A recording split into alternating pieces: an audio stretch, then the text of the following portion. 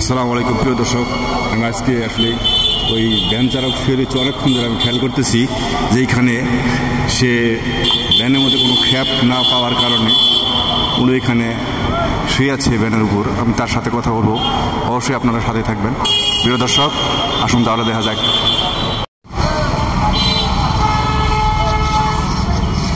আসসালামু আলাইকুম চাচা, ঘুমাইছিলাম না?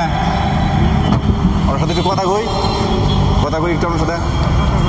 এমনি কথা করছিলাম, শুয়ে রয়েছে কি খ্যাপ নাই? বললাম আজকে খ্যাপ নাই, সারাদিন মারুন নেই। সারাদিন কত মারছুন? আমরা ছেলে মেয়ে কজন? এক ছেলে এক মেয়ে। ছেলে কতটুকু, বয়স কত? ছেলে কি পড়াশোনা করে না চাকরি করে? ছেলে রাজমিস্ত্রি কাম করে। ও, তারপরে আপনিও ব্যঞ্জাটা খান? ও, ছেলে কি সংসার চালাইতে পারে না? হ্যাঁ,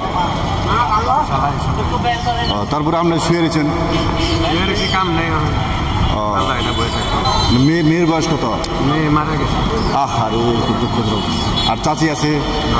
চাচির শরীর ভালো আছে?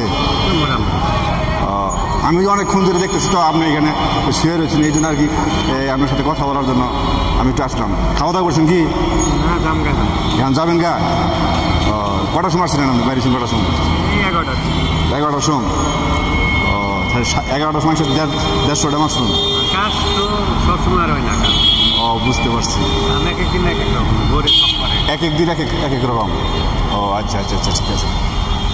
আপনার সাথে বললাম যে আমি যে অনেকক্ষণ ধরে ঘুমিয়ে রয়েছি, আমি কিন্তু চা খাইছি আর দেরি করছি, মানে দেখলাম যে আপনি শুয়ে আছেন এই জায়গায়, এই জন্য আমি বললাম তাহলে চাচার সাথে একটু কথা বলবো। আপনি কিছু খাবে এখন? আগে আমরা খাওয়াইতাম। হ্যাঁ, আপনি যদি কিছু না মনে করেন, আমি আমার তরফ থেকে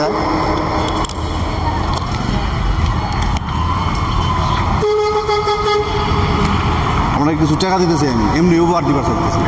হ্যাঁ, না নেই না, আমরা কিছু ধরুন এমনি দিলাম। আমি আপনার সারাদিন ধরে বয়ে রয়েছুন, এই কারণে এমনি দিলাম। আমি চাচিরে নিয়ে আজকে কিছু, যেটা আমি দেখছি আপনারে যে এই জায়গায় আপনার বৈশা রয়েছুন অনেকক্ষণ যাবত, শুয়ে রয়েছুন, ঘুমাই রয়েছুন।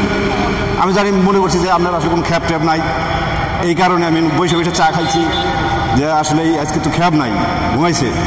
আমি আপনার সঙ্গে একটা ভিডিও করার জন্য আর কি আপনার কাছে টাইকা তুলছি।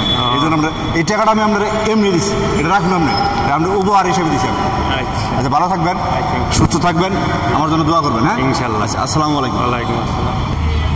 একজন পিতা তার উপযুক্ত বয়স, তার শ্রেষ্ঠ বয়সে সে তার সন্তানদের প্রতি লালন পালনে ব্যয় করে, আর শেষ বয়সে এসে দেখা যায় এই পিতামাতাকে তার সন্তান ফেলে দেয় রাস্তায়। এই সময়টা কিন্তু সে তার সন্তানদের পিছনে না ব্যয় করে যে টাকা উপার্জন করে, তার জীবন শেষ বয়সে অনায়াসে কেটে যেতে পারে। কিন্তু না, প্রত্যেক পিতামাতা, মা বাবা তার উপযুক্ত সময়টুকু তার সন্তানদের পিছনে ব্যয় করে। তাই আমাদের প্রত্যেকেরই জেনে রাখা উচিত যে পিতামাতা কখনো বোঝা না, প্রত্যেক সন্তানের পিতামাতা কখনো বোঝা হতে পারে না। তাই অবশ্যই আপনারা আপনাদের বাবা মা এবং বাবা মাকে সম্মান করবেন, ভালোবাসা দেবেন। আপনিও একদিন এমন বাবা মা হবেন। দেখেন, এখন এই বয়সে এসেও সে তার জীবনের সাথে যুদ্ধ করতেছে। তাই এই কথাটা স্মরণ করে আপনারা চলবেন, আপনার পিতা মাতাকে সম্মান করবেন। আসসালামু আলাইকুম। সবাই ভালো থাকবেন, সুস্থ থাকবেন। আর এরকম ভিডিও দেখতে আমার এই ভিডিও চ্যানেলটি সাবস্ক্রাইব করবেন অবশ্যই। আসসালামু আলাইকুম।